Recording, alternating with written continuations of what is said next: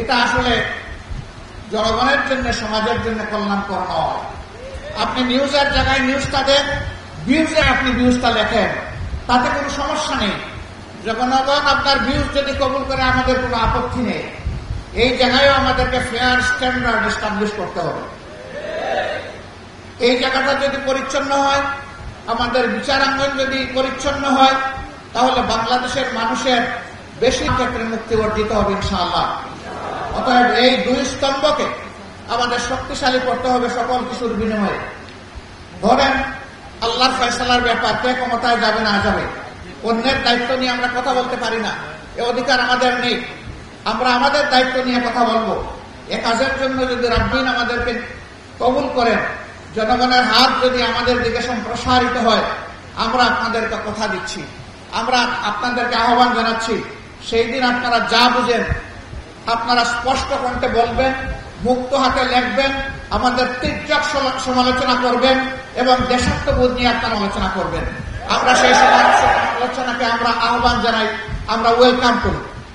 আমরা চাই না একটা বুবা জাতি তৈরি হোক, আমরা চাই না একচুকা একটা জাতি তৈরি হোক, আমরা চাই একটা চক্ষুষ্মান জাতি যেন আমরা আগামী দিনে দেখতে পাই। তরুণ ছাত্র বন্ধুদের প্রতি আমাদের অনুরোধ, তোমাদের বিশাল একটা কাজ তোমরা আমাদেরকে করে দিয়েছ। আমরা এই জাতি চিরদিন তোমাদের কাছে ঋণী থাকবো ইনশাআল্লাহ।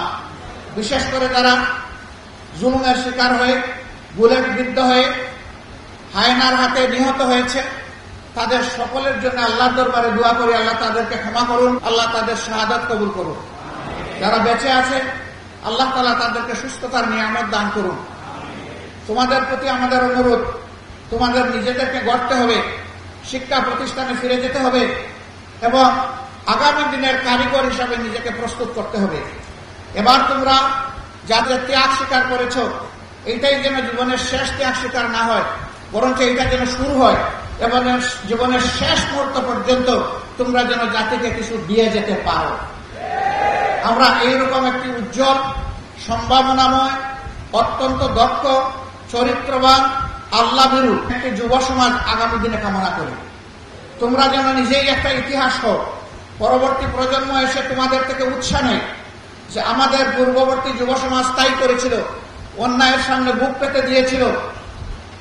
সেখানে একজন খুনি অফিসার বলতেছে, স্যার একটাকে গুলি করি, আরেকজন সরে না স্যার। আমরা ওই সমাজ চাই, এটা নিয়ে যেন আগামীর তরুণরা গর্ব করতে পারে যে আমাদের আগের প্রজন্ম এটা করে গিয়েছে, এটাই আমাদের পথ। অন্যায়ের কাছে মাথা নত করব না, আমরা সমুন্নত রেখে অন্যায়ের প্রতিবাদ করব। প্রিয় সম্মানিত ভাইয়েরা, যেহেতু আসরের সময় হয়ে গিয়েছে, এই জন্য আমি আমার কথা লম্বা করব না। আমি সকলের প্রতি অনুরোধ করব, আসুন পরম বিচক্ষণতা, সতর্কতা এবং ধৈর্যের সাথে আগামীর পথ চলি। আসুন মহান আল্লাহর উপর আমরা পরিপূর্ণ নির্ভরতা বা নির্ভরতা অর্জন করি, আল্লাহর উপর তাওয়াক্কুল করি, আল্লাহকে ভয় করি সকল কাজে। আমি একটা সুন্দর সমাজ চাইব, আমি সুন্দর হব না, এটা হতে পারে না। সংশোধন আমার থেকে হতে হবে, আমাকেই মেলে ধরতে হবে। এই দেশে যারাই হিন্দু, মুসলমান, বৌদ্ধ, খ্রিস্টান যারাই বসবাস করে, সবাই বাংলাদেশী, সবাই এদেশের সুনাগরিক, এদেশের গর্বিত নাগরিক।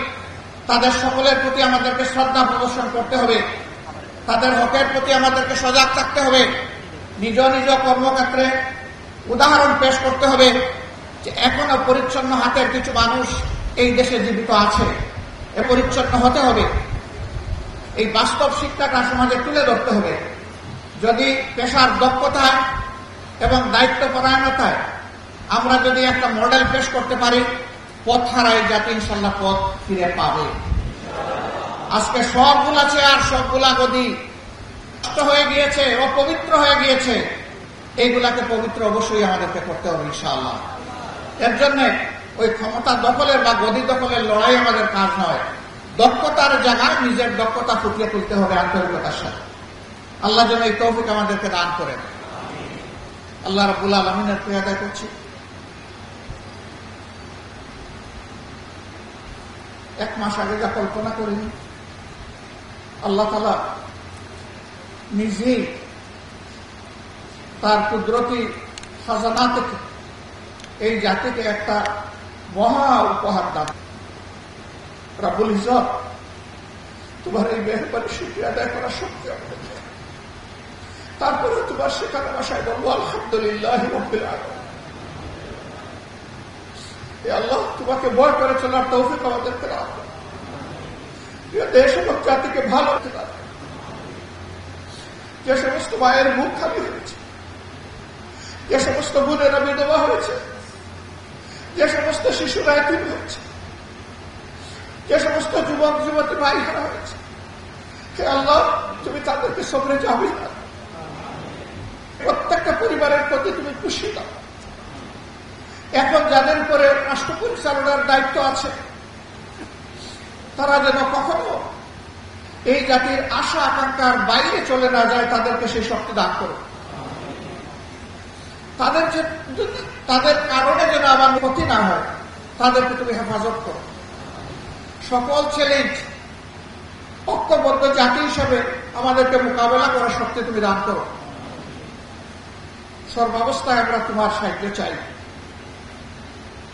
হাসবুনাল্লাহু নি'মাল ওয়াকিল, নি'মাল মাওলা ওয়া নি'মান নাসির। আসসালামু আলাইকুম ওয়া রাহমাতুল্লাহ।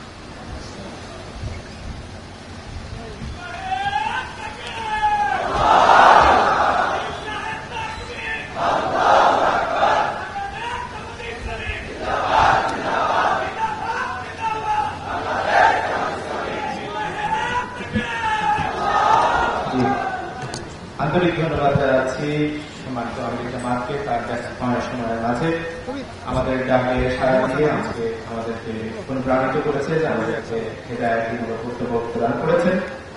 আমরা আমির জামাতের হায়াতে তাইয়্যিবা আল্লাহ তাআলার কাছে কামনা করি।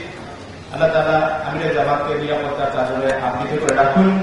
আল্লাহ তাআলা তার বলিষ্ঠ নেতৃত্বকে কবুল করুন। সম্মানিত উপস্থিতি, এ পর্যায়ে সভাপতির বক্তব্য পেশ করার জন্য সবাই অনুরোধ করছি সম্মিলিত পেশাজীবী পরিষদ ঢাকা মহানগর উত্তরের সমান আহ্বায়ক ইঞ্জিনিয়ার গোলাম মোস্তফা।